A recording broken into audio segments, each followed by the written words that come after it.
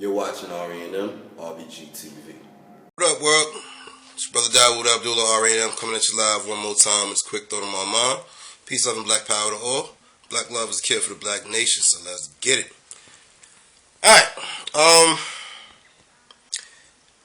once again, gotta touch on religion. Just gotta do it. So let's get it. Having a conversation earlier with a brother, and actually it's me and a sister. Shout out to her.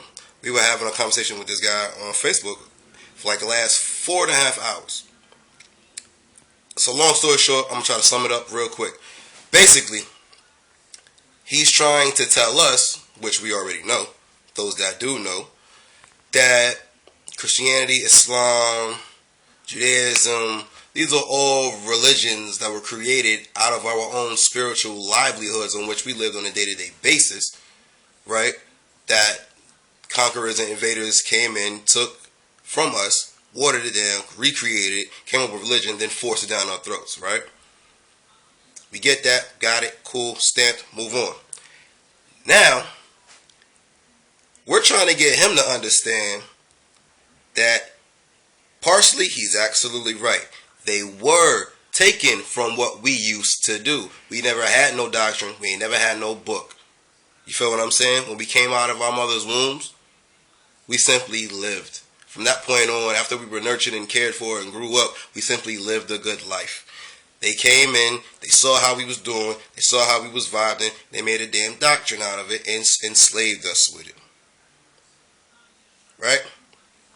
So, we're trying to get him to understand that basically the Bible of today, the Quran of today, the Torah, the Talmud, all of these different texts of today, so-called holy books, right?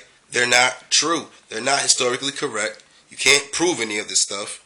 So on and so on and so on and so on. So why do our people continue to draw to these things, draw to these entities for support, for help, for nourishment, when it's been one of the leading factors of our downpression, our oppression and suppression in the hells of North America here in the West?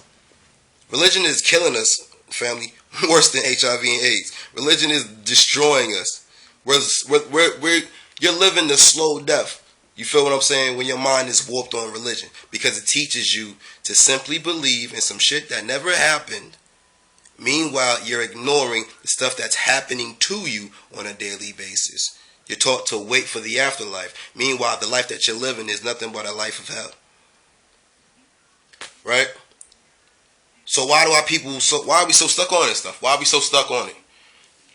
We, statistically, as black people in America, we are statistically known as the most religious group of people in America, and I'm pretty sure in the world as well. So why are we doing so bad when we love God so much? We honor and revere God so much. The God that we were taught to believe, the God that we were given, not the God that dwells within.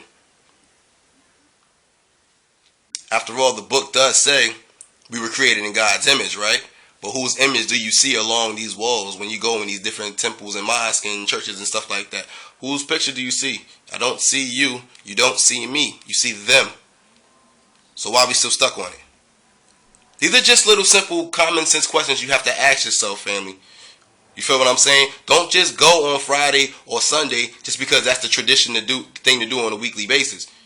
You feel what I'm saying? If you're going to be a part of something, no, don't just believe, family. It's time to start believing and start knowing. Don't be afraid to ask questions. Don't be afraid to do some homework, family.